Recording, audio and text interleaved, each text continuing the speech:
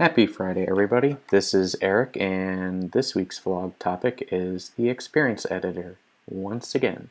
If you've read or watched my posts in the past, you know I love to incorporate themes. This week's theme is Mr. Fred Rogers. Although Mr. Rogers' show went off the air in 2001, I still have a lot of fond memories.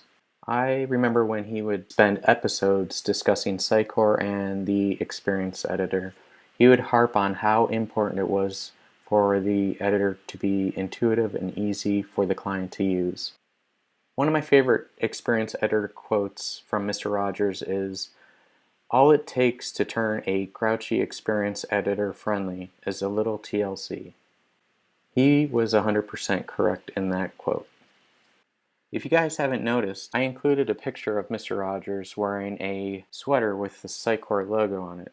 He's also with his friend Mr. McFeely, and they're holding a really good book called Professional Sitecore 8 Development, written by Phil Wickland and Jason Wilkerson. I've read this book and I highly recommend you pick up a copy.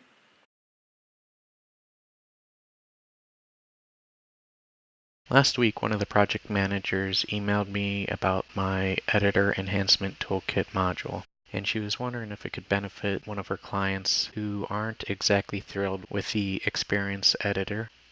Initially, I thought it had to do something with general use field names like Rich Text 1 and Rich Text 2.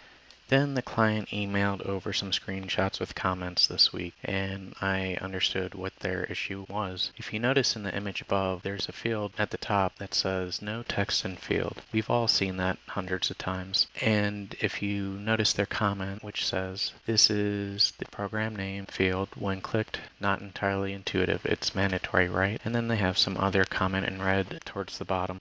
I agree with the client. That field is kind of undescriptive. You don't know what the field is. All we know is it's a text field. We don't know if it's a paragraph, if it's a headline, a name of a person. So the client's basically asking for something relatively straightforward. When they go to a page, they want to be able to tell what every field is before they start clicking around. In my opinion, their request is reasonable. We had a few options that I could have pursued.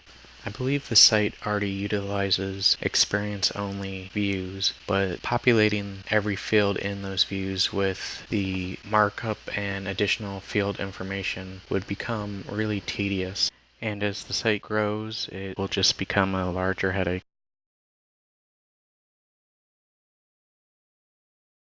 So I decided to search out the pipelines.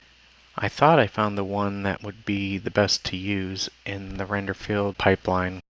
This is the render web editing processor. It's pretty lengthy, about 414 lines of code. Like I mentioned earlier, it handles all the markup for the editing of the fields. So initially I was going to plug in my rules engine and get the additional field information from the action, line 50 underneath output, before any of the experience editor markup is added. I started thinking more and more about not using this processor. And if Sitecore changes it in a future upgrade, I'm going to have a lot of work to do to fix it. And one of the most important things I've learned over the last 11 years is if it looks complicated, there's probably a much easier way to accomplish a programming task. I found a blog post by Adam Weber that was written in June of 2013. And by viewing it, I realized that you can create a new processor using the render field args, which was obvious. I just didn't really think about it. And then I could use one of their properties I was thinking about using before, and then there's also an after property. But I decided to use the args.result.firstPart and prepend my custom markup to that.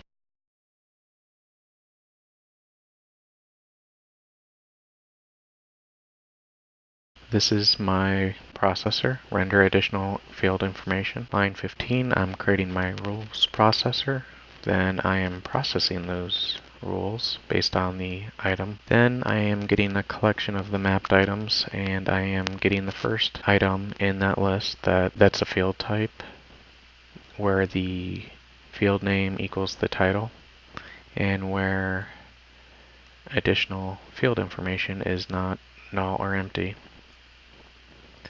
If it is null or empty, I stop doing the processing. If it does have information, I continue on. You can see here I have some inline styles. This is a temporary thing for this demonstration, and I will be removing that after this video. Underneath the styles, I am constructing my markup. I have a wrapper, an image of an about icon, a span that surrounds the additional info, and then I'm setting the first part to a variable. Then I'm prepending the string builder to that variable and assigning it back to the args result first part. So that's the magic. There's also the pipeline, the render field. I'm patching my new processor in after the render web editing processor.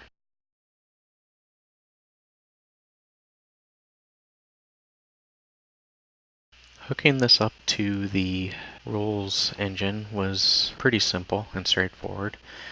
I first needed to create a new action, set additional field information. Then I needed to add another line of a node additional field information in the XML map item. So if the XML node has a child of additional field information, it will populate that. I also had to add another string to the map item. Pretty basic. To create the new action in Sitecore, you just want to head down to System Settings, Rules, Definitions, Elements, and find the Editor Enhancement Toolkit and create a new action. And I have done that already. And I named it Set Additional Field Information. I enter the text, set additional helpful text, and that's what populates the rule action in the code for the field name and the display name field name. Then I enter the fully qualified name to the custom action in the type field.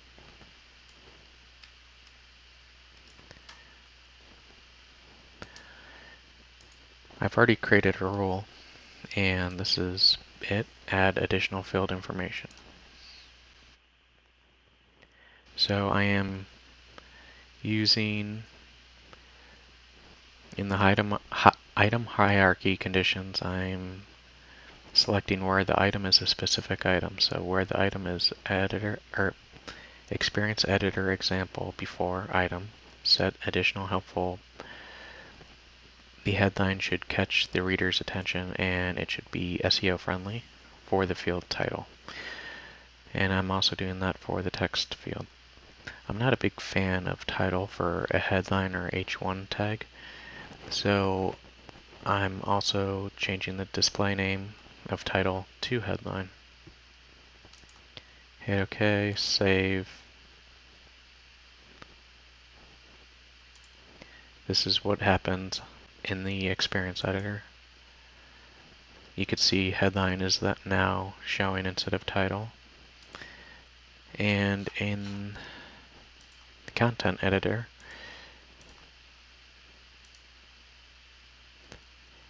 headline now shows.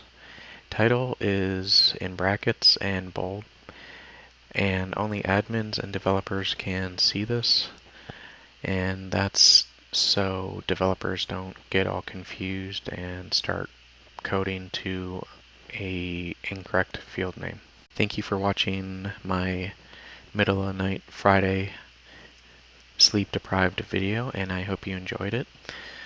I will have another blog post coming out next week, and hopefully I will also have a video demo of that as well. Thank you for watching, and have a great 4th of July.